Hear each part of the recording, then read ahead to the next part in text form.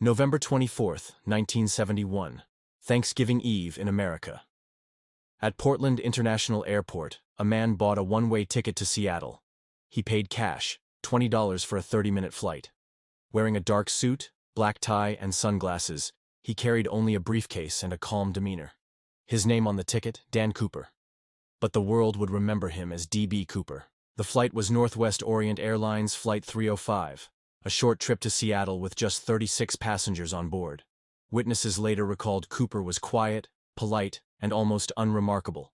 He ordered a bourbon and soda, smoked a cigarette, and kept to himself. But shortly after takeoff, he made his move. He handed a folded note to flight attendant Florence Schaffner. At first, she slipped it in her purse without reading. She thought it was a man's attempt at flirting. Cooper leaned in and whispered, "Miss, you'd better read that note. I have a bomb." The note was handwritten in neat block letters. It demanded $200,000 in cash, 4 parachutes, and a fuel truck waiting in Seattle.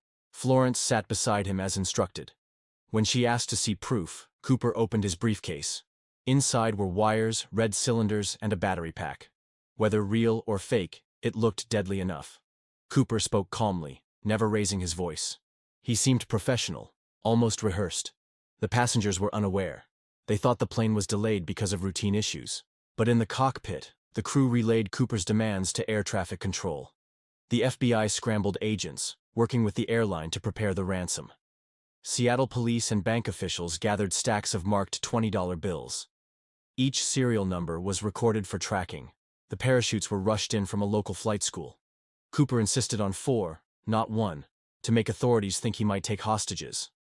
At 5:45 p.m., Flight 305 touched down in Seattle. The runway was surrounded by flashing lights and FBI agents. Cooper allowed the 36 passengers to leave safely. In exchange, he received the cash and parachutes. Only the pilot, co-pilot, flight engineer, and 1 stewardess remained on board. He had everything he needed for his daring plan. Cooper gave precise instructions. The plane was to take off again, heading south toward Mexico. He ordered the pilots to fly low, under 10,000 feet. Slow speed, around 200 miles per hour. The cabin was to remain unpressurized. The rear stairway of the Boeing 727 was to stay unlocked. It was a dangerous setup, but Cooper knew exactly what he was doing. At 8:13 p.m., somewhere over the forests of Washington state, the plane jolted violently. The crew realized the rear stairway had dropped. Cooper was gone. He had strapped the money to his body, taken one of the parachutes, and leapt into the freezing night. Outside, rain poured.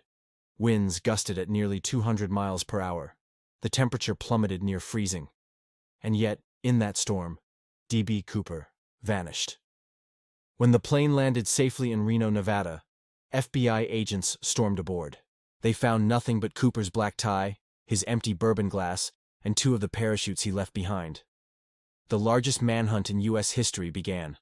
Hundreds of agents, helicopters, and soldiers combed the woods and rivers of Washington and Oregon. But there was no parachute, no money, no body. For nearly a decade, there were no answers. Then, in 1980, a young boy digging along the Columbia River found a bundle of cash, $5,800 in decayed $20 bills buried in the sand. The serial numbers matched the ransom money given to Cooper. But where was the rest? And why was this bundle buried miles from the suspected jump zone? The FBI tested theories. Had the money floated downstream? Or had Cooper, or someone else, deliberately hidden it? The mystery only deepened. Over the years, dozens of men were suspected, but none could be proven as Cooper. Richard Floyd McCoy, an ex-soldier, staged a nearly identical hijacking months later. But he was caught and killed in a shootout, and many believe he was just a copycat. Dwayne Weber confessed on his deathbed that he was D.B. Cooper, but no evidence ever tied him to the case. Robert Rackstraw, a Vietnam veteran with parachuting skills, was considered by many amateur sleuths to be Cooper. Yet the FBI dismissed him for lack of proof. Sheridan Peterson, a Boeing employee and experienced skydiver, was also suspected, but no hard evidence linked him either. Each suspect added intrigue, but none solved the mystery. The FBI worked on the case for 45 years. They chased thousands of leads, interviewed witnesses, and checked fingerprints. But every trail went cold. In 2016, the Bureau officially closed the case. They admitted there was no conclusive evidence Cooper ever survived the jump, but without a body, they couldn't prove he had died either. Experts remain divided. Some argue the storm, freezing conditions, and wilderness made survival impossible. Others insist Cooper was skilled, prepared, and may have escaped undetected. He could have hidden the money, changed his identity, and lived quietly ever after. The recovered bills raise questions. Why only a fraction? Where is the rest of the ransom? D.B. Cooper is no longer just a criminal. He is a legend. His daring heist inspired books, films, songs, even pop culture references. For many, Cooper represents the perfect outlaw, mysterious, clever, and untouchable. Every year, amateur sleuths gather in Washington state for CooperCon. They debate theories, study clues, and chase the truth. But the truth remains locked in the night skies of 1971.